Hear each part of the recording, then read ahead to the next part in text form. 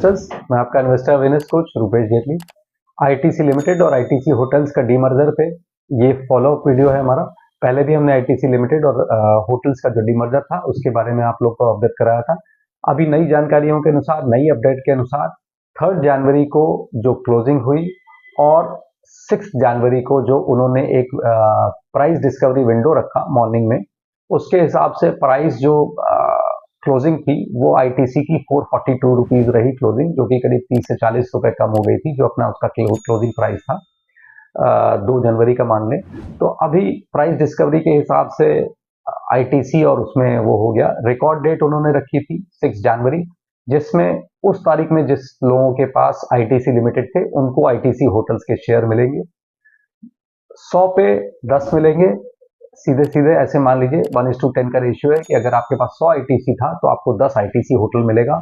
Rate अभी नहीं आया है बिकॉज उसमें थोड़ा समय लगेगा, हो सकता है फर्स्ट वीक ऑफ जनवरी हो जाए, क्योंकि एनसीएलटी के ऑर्डर के 60 दिन के बाद लिस्टिंग है ऐसा बताया है। तो 60 दिन पूरे होने वाले हैं और दूसरा ऑप्शन भी है कि 20 दिन बाद जो रिकॉर्ड डेट है उसके बाद, लेकिन अभी देखना है क्योंकि इसमें बहुत सारी अलग अलग लीगल टैंगल्स हैं जिनमें खत्म होने के बाद ही वो लिस्ट हो पाएगा। अभी ऐसे समझिए कि आपके पास आईटीसी लिमिटेड और होटल्स दोनों है आज की डेट में।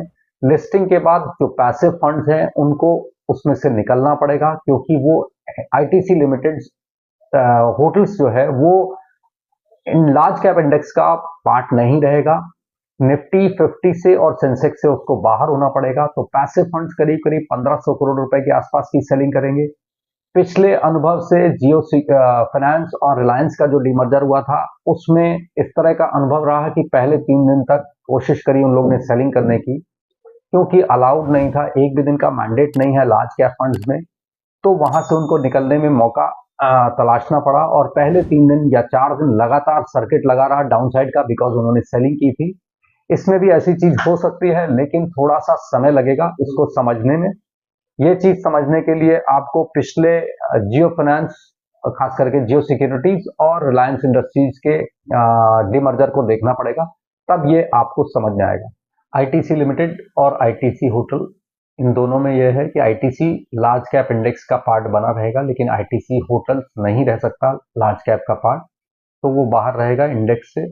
शुरू के 3 दिन दिए गए हैं उसको कि इंडेक्स अपनी सेलिंग कर लें उसके बाद। तो अगर सेलिंग में वो डाउनसाइड सर्किट लगा रहा जैसा कि जियो में हुआ था, तो ये लोग बेच नहीं पाएंगे, तो उसमें कुछ और समय दिया जाएगा, तब तक इंडेक्स में रहेगा, उसके बाद इंडेक्स से बाहर चला जाएगा।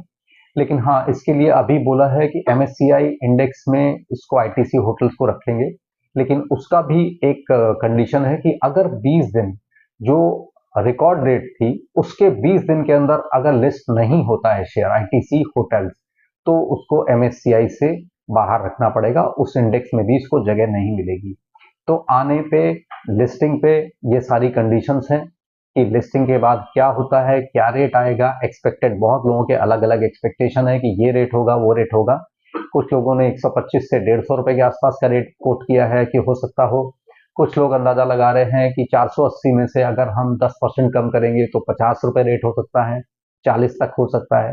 तो अलग अलग अनुमान है सबके। अभी इन अनुमानों पे मत जाइए, जब लिस्टिंग होगी, प्राइस डिस्कवरी हो चुकी है ऑलरेडी, लेकिन लिस्टिंग पे क्या प्राइस आता है ये डिपेंड करेगा डेट पे भी, किस डेट पे लिस्टिंग हो रही है। डेट का अनाउंसमेंट अभी भी एक्सचेंज द्वारा नहीं आया है।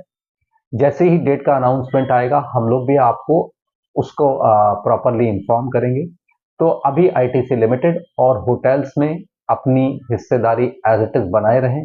अभी आप आईटीसी लिमिटेड के शेयर होल्डर हैं, होटल्स के भी हो जाएंगे, लेकिन अभी फिलहाल जब तक वो आपके खाते में नहीं आ रहा तब तक आप आईटीसी लिमिटेड के शेयर होल्डर हैं।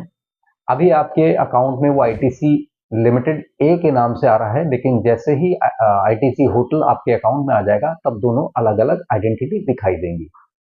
तो इसी तरह के अपडेट्स के लिए हमारे चैनल के साथ जुड़े रहें। अगर चैनल आपको अच्छा लगता हो तो सब्सक्राइब एंड लाइक जरूर करें। धन्यवाद।